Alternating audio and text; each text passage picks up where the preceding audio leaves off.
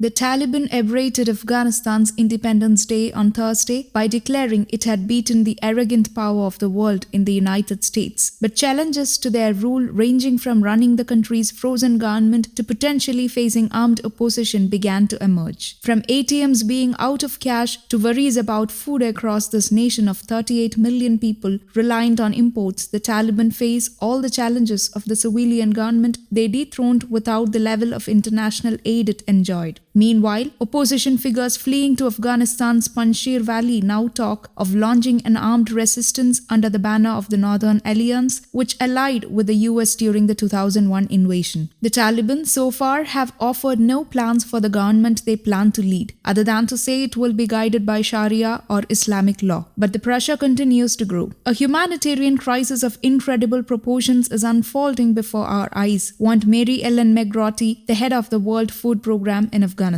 Thursday marked Afghanistan's Independence Day, which commemorates the 1919 treaty that ended British rule in the Central Asian nation. Fortunately, today we are celebrating the anniversary of independence from Britain, the Taliban said. We, at the same point, as a result of our jihadi resistance, forced another arrogant of power of the world, the United States, to fail and retreat from our holy territory of Afghanistan.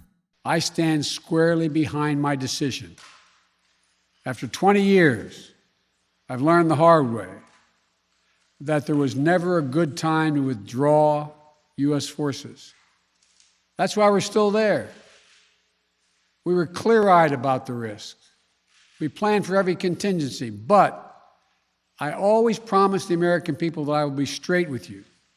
The truth is, this did unfold more quickly than we had anticipated. So what's happened? Afghanistan political leaders gave up and fled the country. The Afghan military collapsed, sometime without trying to fight. If anything, the developments of the past week reinforced that ending U.S. military involvement in Afghanistan now was the right decision.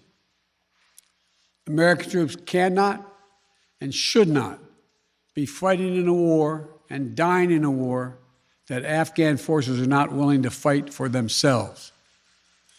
We spent over $1 trillion.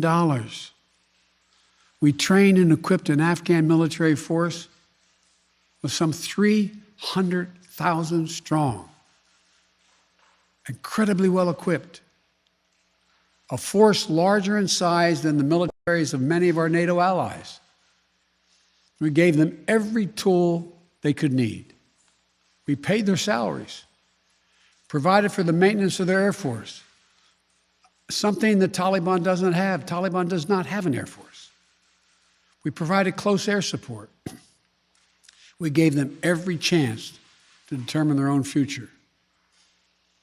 What we could not provide them was the will to fight for that future. Unacknowledged by the insurgents, however, was their violent suppression of a protest Wednesday in the eastern city of Jalalabad, which saw demonstrations lower the Taliban's flag and replace it with Afghanistan's tricolor. At least one person was killed. While urging people to return to work, most government officials remain hiding in their homes or attempting to flee the Taliban. Questions remain over Afghanistan's $9 billion foreign reserves, the vast majority now apparently frozen in the US. The country's central bank head warns the country's supply of physical US dollars is close to zero, which will see inflation raise the prices of needed food while depreciating its currency, the Afghani. Meanwhile, a drought has seen over 40% of the country's crop lost, McGrorty said. Many fled the Taliban advance and now live in parks and open spaces in Kabul. This is really Afghanistan's hour of greatest need, and we urge the international community to stand by the Afghan people at this time, she said. Two of Afghanistan's key border crossings with Pakistan, Torkham near Jalalabad and Chaman near Spin Baldak, are now open for cross-border trade. Hundreds of trucks have passed through.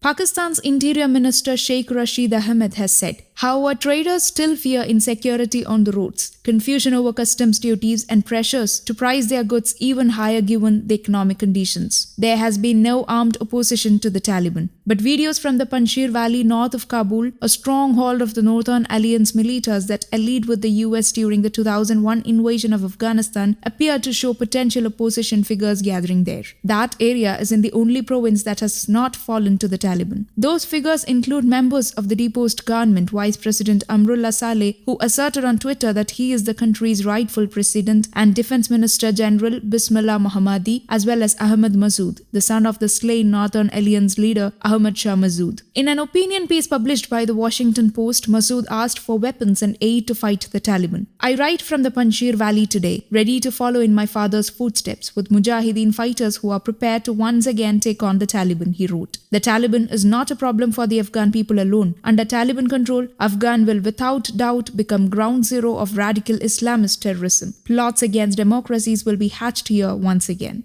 News Desk, Kaumudi English.